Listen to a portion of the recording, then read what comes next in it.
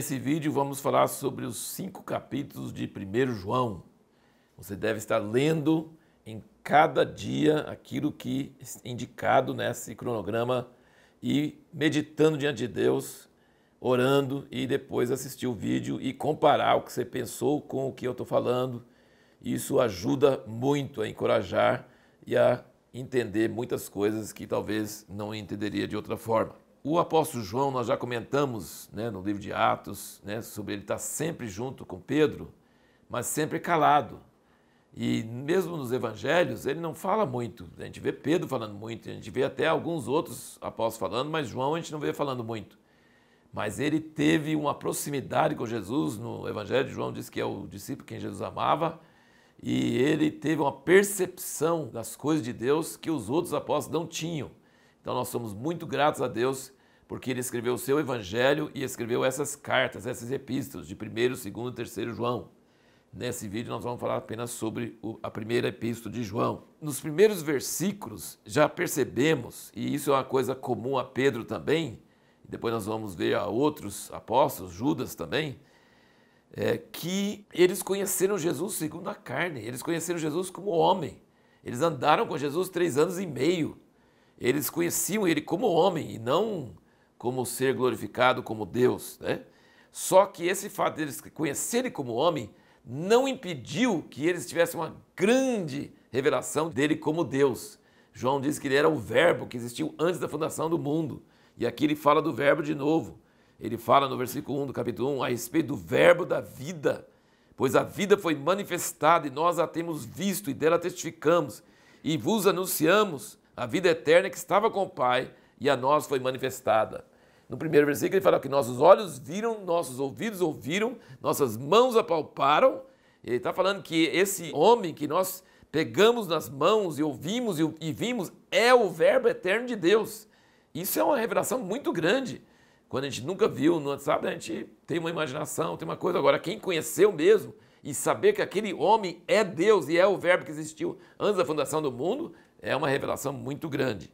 E aí ele não somente isso, ele diz que ele testifica sobre isso. João gosta de falar sobre testemunha e testemunho da testemunha, Ele gosta de falar de quem está dando testemunho, porque o único jeito da gente crer em Jesus, porque a gente não vê ele, é por meio do testemunho, por meio das pessoas que viram e dão testemunho do que viram. E ele diz que esse testemunho, quando a pessoa crê no testemunho que eles dão, nos insere, nós que estamos lendo, nos insere na comunhão com Deus que eles tiveram. Eles entraram em comunhão com Deus por meio de Jesus. E nós podemos entrar em comunhão com Jesus e com Deus por meio do testemunho que eles deram. Que ele fala para vocês ter comunhão conosco e a nossa comunhão é com o Pai e com o seu Filho Jesus Cristo. Agora você vai notar uma linguagem muito característica de João, bem simples, e ele vê tudo em dicotomia. Sabe que a dicotomia é duas coisas, tem duas coisas, e aí ele sempre fala que o universo é formado dessas duas coisas: luz e trevas, morte e vida, verdade, mentira, pecado, justiça, amor, ódio, fé ou incredulidade. Você pode observar que esses termos estão diretos: amor, ódio, vida e morte, fé ou incredulidade, luz e trevas, ele está direto. Então ele é bem simples e bem direto, e uma coisa não tem nada a ver com a outra. Se você tem uma coisa, você não vai ter a outra, não pode ter mistura, não tem mistura. E ele, como os outros apóstolos, ele também está preocupado em pessoas desviando os cristãos da fé, tirando eles da simplicidade que está em Cristo. E, na verdade, ele enfatiza duas coisas nessa sua carta.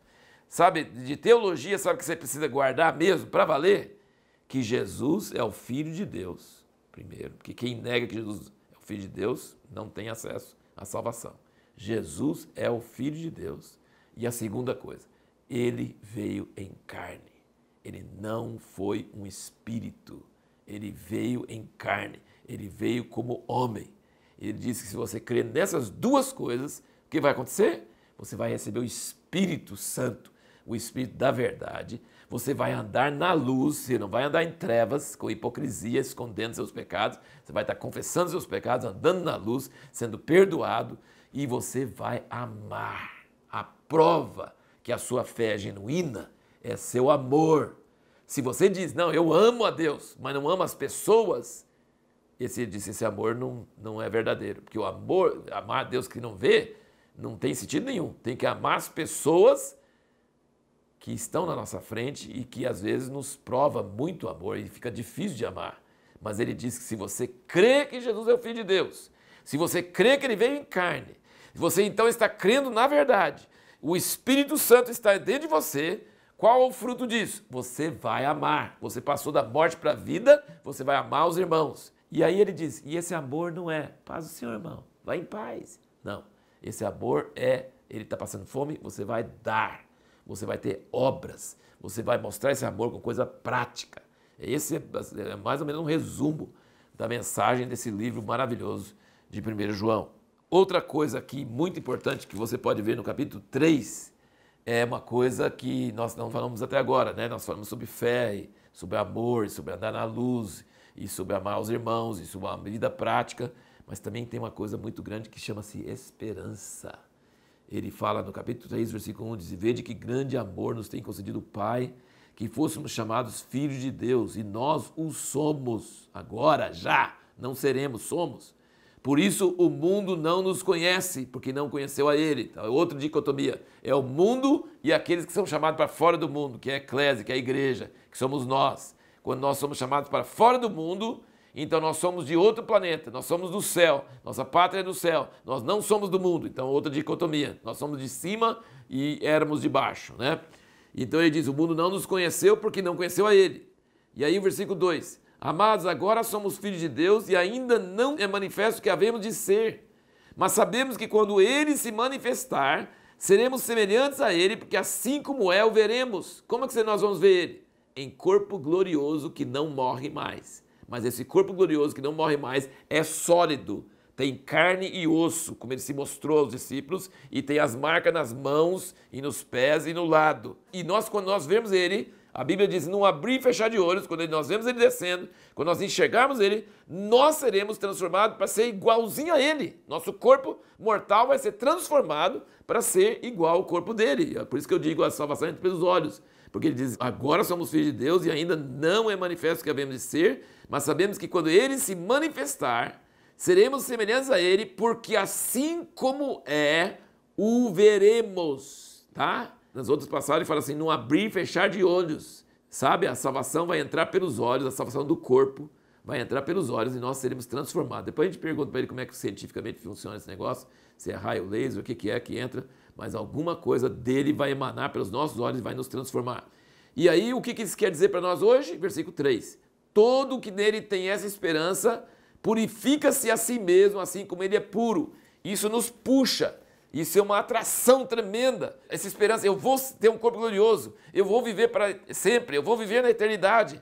Então essa esperança me anima a ter aquela diligência que eu falei em 2 Pedro, ser diligente, a santificar, a purificar, a preparar, para que quando ele vier, a gente esteja por dentro transformado e só falta transformar por fora. Outra coisa assim muito importante aqui no capítulo 2, ele diz o seguinte, isso é muito importante, versículo 15, não ameis o mundo, esse livro aqui do Watchman Nee, não ameis o mundo, é um livro fantástico, não deixe de ler, é um livro que explica o que significa esse negócio de não amar o mundo, sabe? O que é o mundo, biblicamente. Não ameis o mundo, nem o que há no mundo. Se alguém ama o mundo, o amor do Pai não está nele. Está vendo a dicotomia? Se o amor do mundo não tem o amor do Pai. Porque tudo que há no mundo, a concupiscência da carne, a concupiscência dos olhos e a soberba da vida não vem do Pai, mas sim do mundo. Ora, o mundo passa, é a sua concupiscência, mas aquele que faz a vontade de Deus permanece para sempre. Então, amar o mundo significa amar as coisas materiais, amar as coisas aqui da terra, se apegar a essas coisas. E se apegar a essas coisas, é quase igual uma pessoa que está num restaurante e se apega ao menu. E quando o garçom quer pegar o menu, ele, não, eu quero menu. E ele fica só com o menu e ele vai ficar sem a comida. Então para com isso, deixa ele levar o menu embora, porque vem a comida. Entendeu? Então quem ama o mundo, ama as coisas aqui da terra e não entende que as coisas do céu são muito melhores. Deixa aí, vai embora. Então, qual a prova, o maior sinal de que alguém tem uma fé genuína no Evangelho? Amor. Ele diz aqui claramente, se você ama os irmãos, é sinal que você passou da morte para a vida. E esse amor não é de chorar, de romance, de abraçar, de cumprimentar, não. Esse amor é de dar. é de dar a vida, de dar os bens, de ajudar as pessoas. Esse amor é a prova que a fé é genuína. E a pergunta que nós temos no próximo vídeo é: qual o conceito que João tinha da verdade? Por exemplo, o que é? Pilatos perguntou para Jesus: o que é a verdade? O João pensava o que sobre a verdade? A verdade está contida em algum livro, a gente pega e decora? O que João pensava sobre a verdade? O que é a verdade?